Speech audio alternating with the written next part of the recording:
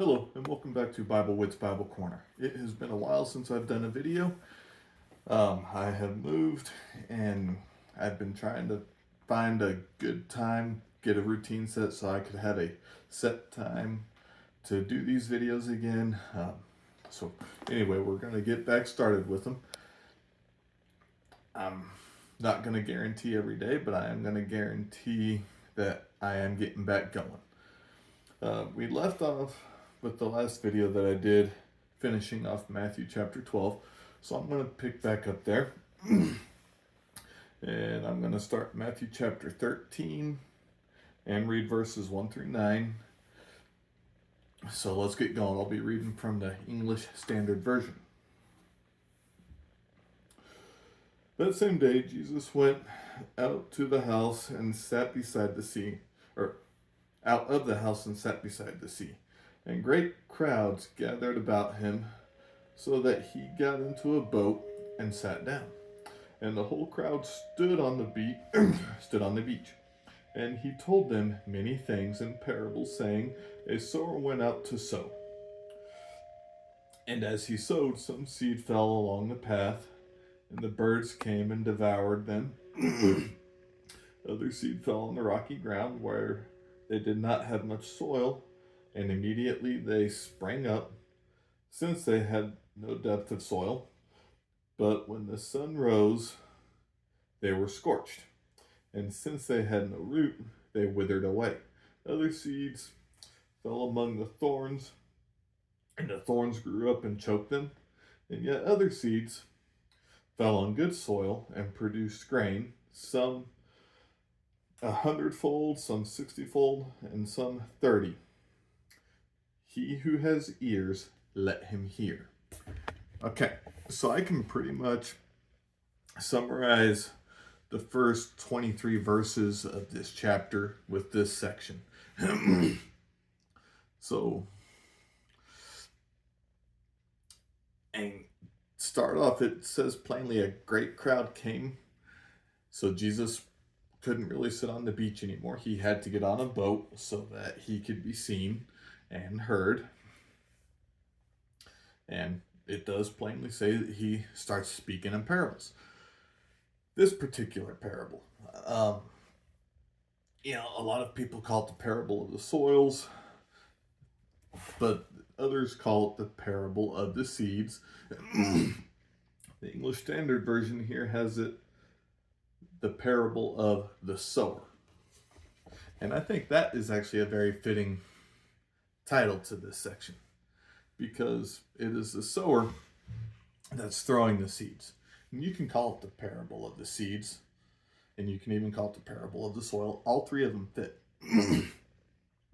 But from the point of view of the sower,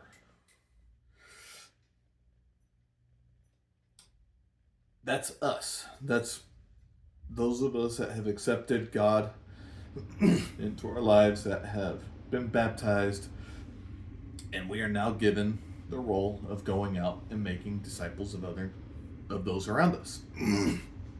So we are now a sower. As we go out, we're going to talk to people that have no interest in what we have to say. We're going to talk to people that get on fire real fast. They jump on board and they just go 100% real fast. But when trouble comes, they go back to their old ways. We're going to run into people that they want to do it, they are eager to do it, but they are so surrounded by their past, they cannot escape their past. And then there's the good soil. As the sower throws his seed on the good soil, those seeds grow up, those people listen to us, and they latch on 100% to what we have to say. And some of them will go out and they'll continue to proclaim God's word, and more seeds will grow and more seeds will grow. So that's how I interpret that one from a sower's point of view. We don't always have control as to who hears when we speak. But it doesn't matter who hears. We have to preach and present the same message to every single person we come across. And that message is the gospel of Christ. So, like I said, I can summarize the first 23 verses. The next section, the apostles ask Jesus, hey, why are you teaching in parables? Jesus says, hey, you know, I had given you the ability to know these things. But these people that I am speaking in parables to, they don't know. These parables help them to understand.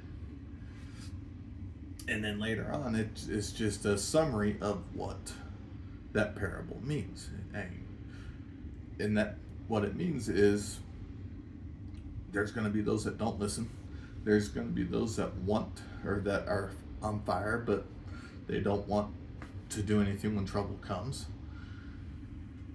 There's those that are choked out by their past. And then there's those that just latch on and they never let go. What does this mean for us today? Well, as I said, we are sowers. We are the ones that are called to go out into the fields. Another passage in the Gospels says that we are the laborers in the vineyard. The harvest is ripe and ready. Go. And that's a huge paraphrase on my part, but either way, we are the workers. We are the ones that God is sending. We should not waste that. I hope you find encouragement in this, and I hope you have a wonderful, God-centered day. Bye.